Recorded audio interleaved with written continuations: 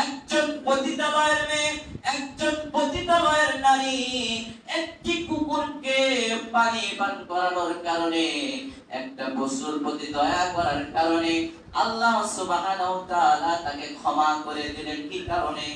একটা পশু এবং প্রাণীকে দয়া করার কারণে। তাহলে আমাদের বাড়ির ভিতরে যেই সব পশু প্রাণী রয়েছে, সেই সব পশু প্রাণী যদি অসুস্থ হয়, রোগাক্রান্ত হয়, তাদেরকে আমাদেরকে ডাক্তার দেখাতে হবে। শুধু আপনি পশুটা আপনি বাসাতে পুষবেন আর আপনি খেতে দিবেন এমনটি না। আপনি যদি গরু বাছুর পোষেন, তাহলে আপনাকে নিয়মিত ভাবে তাকে খাবার দিতে হবে। কষ্ট দিতে আপনি পারবেন না, কারণ পশু প্রাণীকে একটি মহিলা কষ্ট দেওয়ার কারণে সেও কিন্তু জাহান্নামে গেছে। ইবনে আব্দুল্লাহ রাদিয়াল্লাহু তাআলা